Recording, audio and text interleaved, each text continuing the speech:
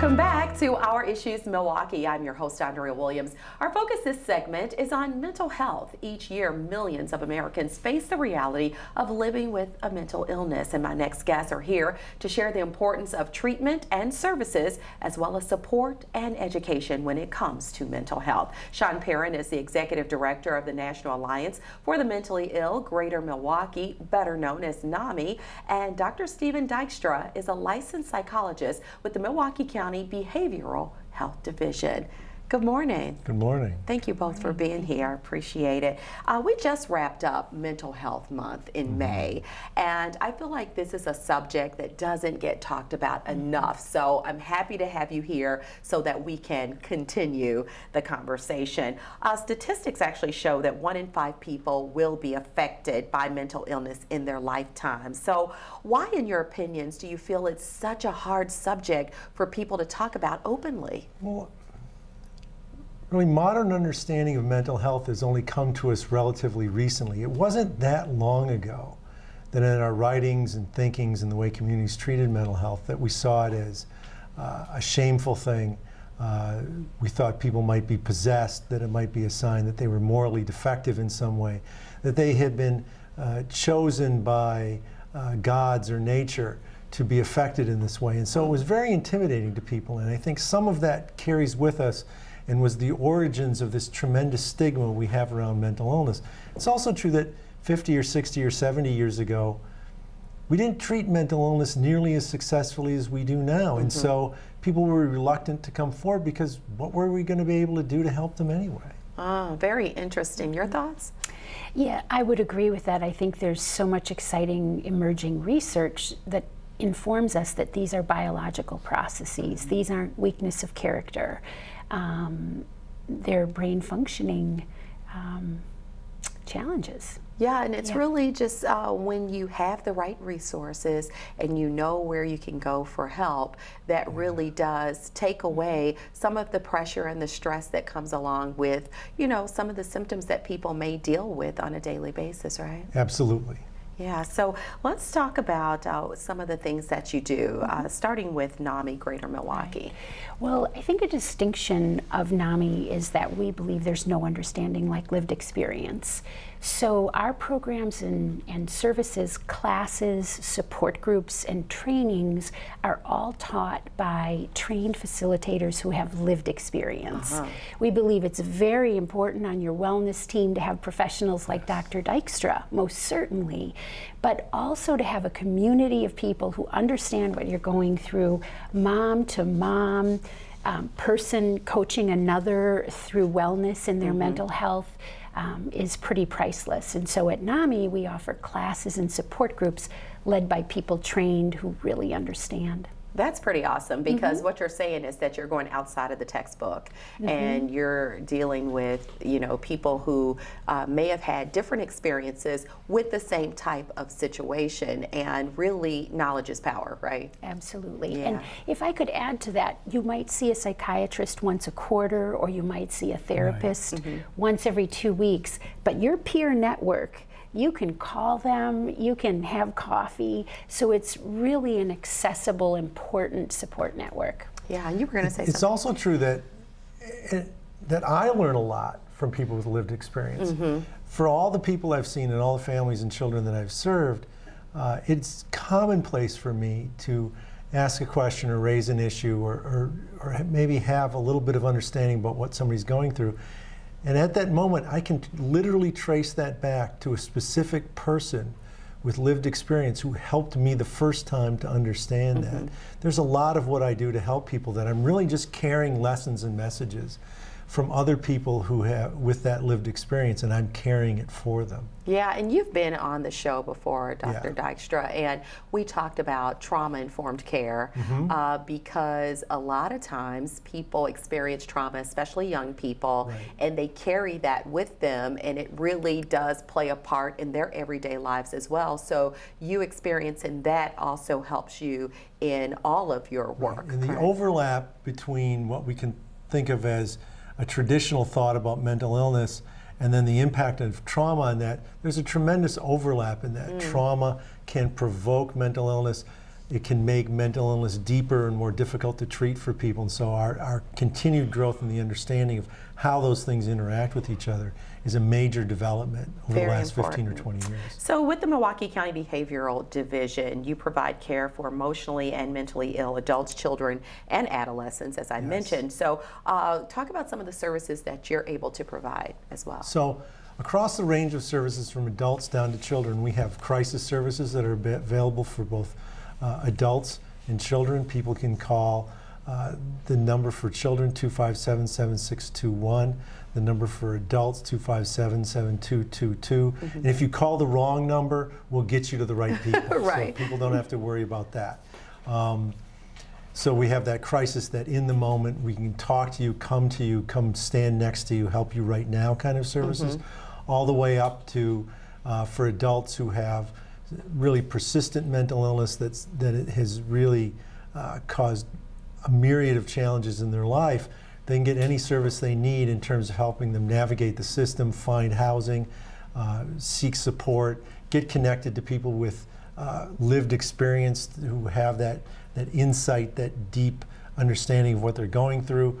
For children, we have a wide array of services available through what's called Wraparound Milwaukee, which is a very broad system of voluntary community-based services. And if we're not the right people to provide your service, if you don't fit with us, if there's someplace you'd rather be or someplace that would provide that service better, we'll get you there. Okay, and that's good to know. People need to know that they can make a phone call and get all the details and the information they need in order to help themselves or someone they care about. So with NAMI, you talked about, you know, a plethora of services and programs you offer, but there are two that stood out to me. There's NAMI Family to Family, where you deal with information on schizophrenia, bipolar disorder, major depression, and other mental health conditions.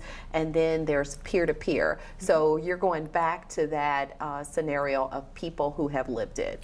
Absolutely. And the distinction between those classes, when someone has a mental illness, clearly they're affected, but their family and loved ones are as well. Better believe it. And everyone needs education and support. So the two classes that you referenced, Family to Family, is designed for family members, loved ones. It's a 12-week class. It's a national curriculum recognized by SAMHSA as evidence-based. And then we also have peer-to-peer, which is for the person living with a mental illness, taught by someone who's also living in recovery with a diagnosis. And similarly, it gives you a clinical overview and really just takes you through communication and a lot of good and it's good to have you both here together because on many occasions you are working together or collaborating or sharing resources, right? Yeah. Well, when we were walking in, she was asking me, saying we needed to schedule the next time I was going to help with the training that they do. And we're, you know, that's one of the things that happens at BHA in Milwaukee County. We have a lot of partners. We can't possibly do all this on our own. Right. NAMI is a critical partner in helping to get information out and also bringing information back to us about gaps in services and things that could be done better. It's all very important. And when you are collaborating and trying to better serve the community, how are you able to really find out if the services that you are providing are working for those people who are really depending on you? The most important thing we do is we're providing services in the context of a relationship. We have a care coordinator, we have nurses, we have doctors, we have people who aren't just giving service to people, but are genuinely getting to know them, forming a relationship, members of their team, peers, who are legitimately part of that team, who are going out and getting to know people so that we can see whether things are effective and we can ask the question, the bold question, is any of this helping you? And trust that we can get an honest answer, that they know us well enough that they're not just going to give us an answer just to be done with the survey. They're going to give us an honest answer. That's been critical to us. Yeah, and Dr. Dykstra, it was important for me to have you here today because statistics show that 1 in 5 children between the ages of 13 and 18 have or will have a mental illness, but on average it takes about 8 to 10 years after the onset of mental illness for a person to receive treatment. That's critical when you're talking about parents, and other family members and friends of individuals who see things and they probably don't have a way of saying, hey, that's going through teenage stuff, or is there a real situation that we need to contend with? So what do you say to those families that are watching? If you're concerned about your child, you can call us. You can call that crisis line at 257-7621. Talk to people at school who know your child. Talk to their pediatrician, to their primary care provider. Talk to someone. There's no one place to start that conversation, but start the conversation with somebody. And if the best way you have to explain it is, I don't know, they're different, and I'm worried, and my instinct as a mother, as a caregiver, as a parent, tell me that this is something serious, it makes me fear that it's something serious. Start with that and let somebody help you figure out what it is that's provoking your worry, that's provoking your concern. That's something we're good at, that's something we do all the time. Sometimes the answer is, this just sounds like the kind of thing that kids do. Sometimes it's not. Sometimes we can see real clearly from the beginning what's going on and where our concern is. Very often, we're concerned, but we don't know exactly why. And so we stay with you, we build a relationship with you, we keep working with you, and your child until this becomes more clear so that we can form a treatment plan that's specific and unique to you. And that's good to know. And there's so many stories of young people, I mean, really young kids who are committing suicide. And it's really important for parents to be able to better understand signs and symptoms if they see certain things happening. So quickly, what would be something that a parent that would raise a red flag? What we're always concerned about is sudden negative changes. So kids who, 6 months ago they were going to school, now they're not. They used to have better grades, now they don't. They used to come out of the room and they seem to have relationships with friends and the members of the family. We see less of that, or that those relationships have changed, their mood has changed.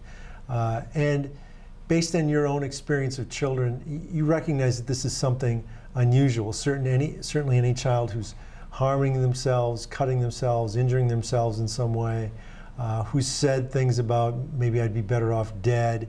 One of the things that's really important is that kids who are concerned about their friends, who are concerned about their peers, need to tell someone. It's not snitching, it's not tattling, you're not going to get anybody in trouble. Tell somebody. If you can't tell that child's parent, tell your parent or tell somebody at school. I'm also a big believer, in moms talking to moms. If somebody else's child is at your house and you're worried about them for some reason, something you heard, something you saw, take a deep breath, find the courage, choose your words carefully, and find a way to let that child's parent know that you're concerned and why.